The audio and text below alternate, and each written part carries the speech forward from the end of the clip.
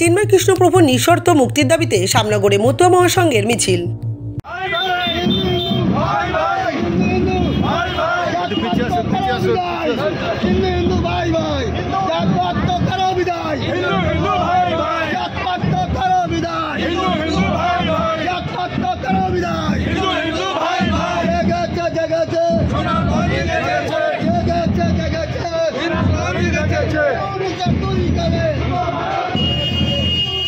চিন্ময় কৃষ্ণপ্রভুর নিঃশর্ত মুক্তির দাবিতে এবার পথে নামল মতুয়া সমাজ। রবিবার বিকালে শ্যামনগর মতুয়া মহাসংঘের তরফে বাসুদেবপুর মোড়ে ব্যস্ততম কল্যাণী এক্সপ্রেসওয়ে অবরোধ করে কিছুক্ষণ বিক্ষোভ প্রদর্শন করা হয়।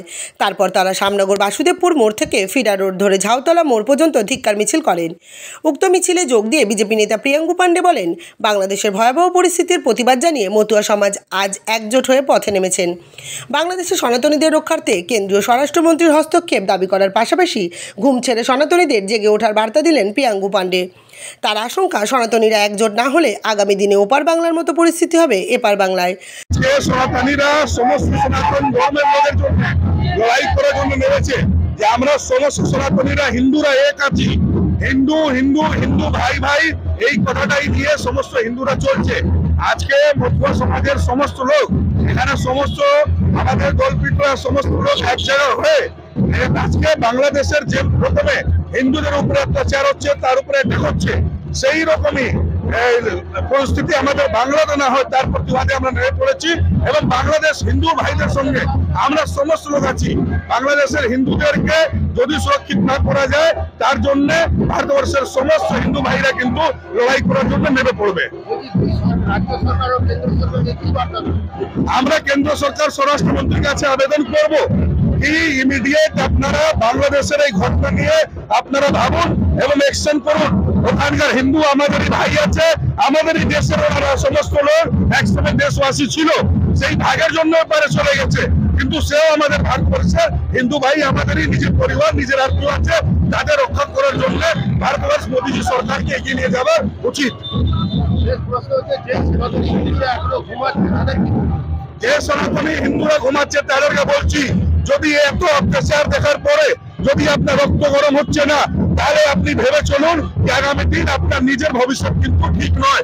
আগামী দিন নিজের ফিউচার আপনার কি হবে সেটা নিয়ে ভাবুন।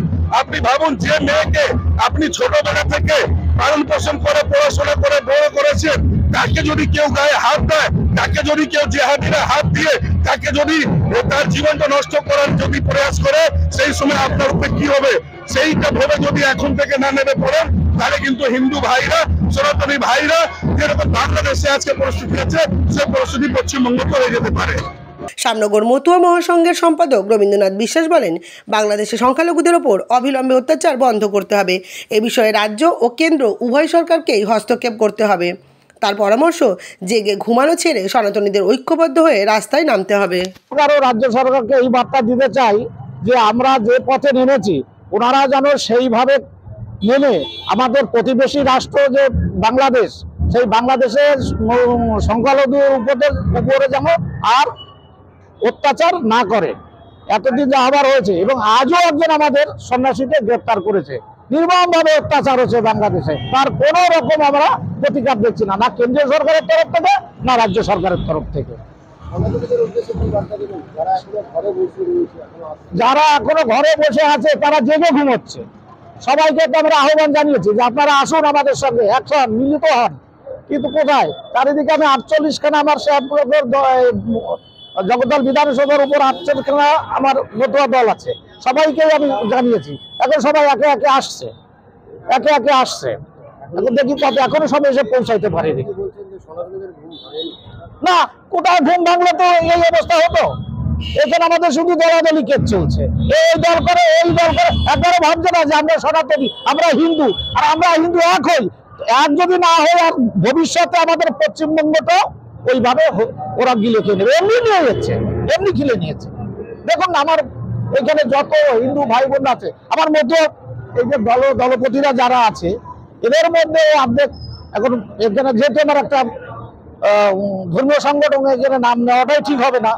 এইখানেও দলাদলি কেসের মতো চলছে। দেখুন, তাবর নেতা এখানে আছে, আমার এখানে তাবর নেতা আছে, আমার মতো আমার সঙ্গে যুক্ত। কোথায় দেখতে পাচ্ছেন? এখানে নেই।